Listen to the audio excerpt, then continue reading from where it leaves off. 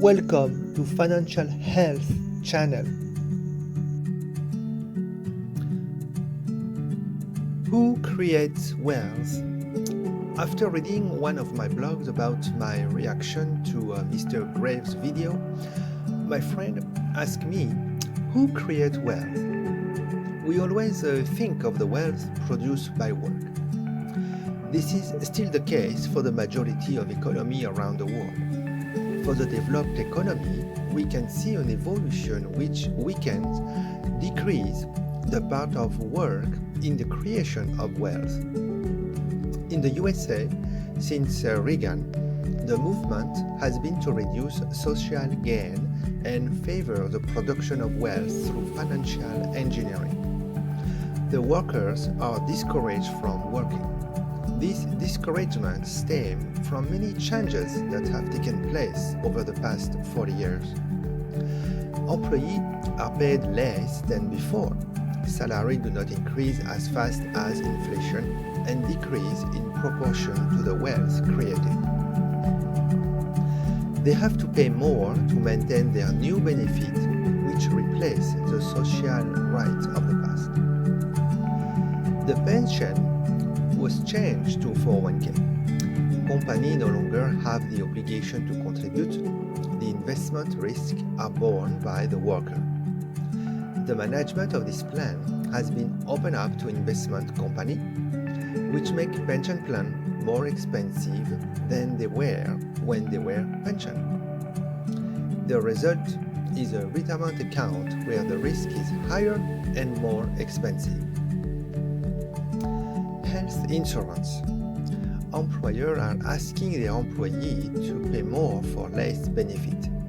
Some industries ignore work rules, OSHA. It is more profitable to pay the penalty, very rarely imposed, than to spend money to apply the regulation. Taxes continue to rise on labor and decrease on capital. Education, childcare are very expensive. Why work if after all these expenses and taxes you have nothing left? Especially since with your gross income as a household, you will not be able to qualify for any social assistance whatsoever. People are smart. They work on the black market, or they work at low-paid jobs, Walmart, McDo, where their employer will help them to connect to social worker to qualify for social assistance. Taxpayers who do not qualify for this welfare benefit subsidize the labor force of this multi-trillion-dollar company, which do not pay their taxes due to the financial, social, and accounting engineering they employ. Financial engineering. This began when the Clinton administration abolished the separation between saving and investment bank. This saving could then be used for increasingly risky investment. This had the effect of having an economy that grows through successive crises instead of growth based on the progressive improvement of the tool of production and the education of the workforce. This crisis arises because of the disappearance of the market economy.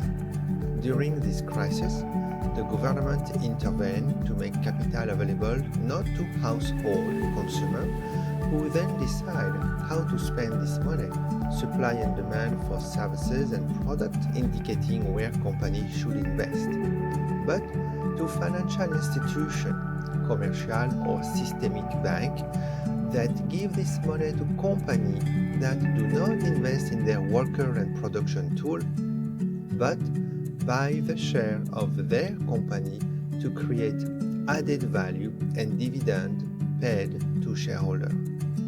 In addition, CEOs get their bonus when the stock price increases.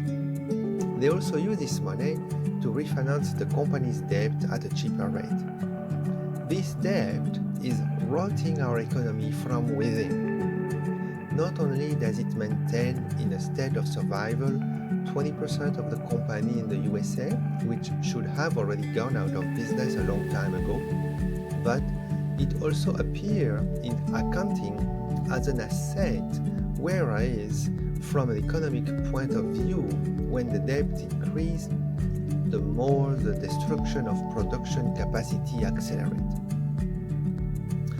This capital is also allocated to unicorn startups that lose money, produce nothing, but whose stock market valuation reach trillions of dollars, surpassing companies that produce something. We are no longer in a market dynamic. Capital is no longer allocated according to the need of the economy. The financial market no longer perform their function of allocating capital where they will be most effective for the growth of the real economy. They allocate capital based on the greatest return over the shortest possible term. The contribution to taxes of this new economy of financial engineering is growing faster than the contribution of labor. Imagine if this financial engineering paid what they owe. If we continue, we will have a society, an economy, which is no longer based on the production of goods and service, on labor, but on financial gain. This is why some billionaires want to get rid of democracy by manipulating the masses through the social network they have created. If labor is no longer recognized, remunerated as such, the individual becomes dependent. He loses his fiscal representation. Democracy can only work if there is freedom to defend. These billionaires want to strengthen their position of power. They take this opportunity to solidify this feudal economy by getting rid of the democracy which no longer works in their eyes. They want to implement what Putin and all other good autocrats have done. Food, a certain level of material comfort, entertainment on screen, and disinformation, bread and game in exchange for our freedom. But democratic and autocratic systems alike are being put to the test not only by this economic change, but also by climate change. Putin can only stay in power if he is able to honor the contract he made with his supporters and the population in general. Bread. Putin recalls how the price of bread in the Yeltsin years triggers a political crisis. Russian agriculture has not been able to modernize. They can only use 14% of their territory for agriculture. Climate change reduced their production capacity.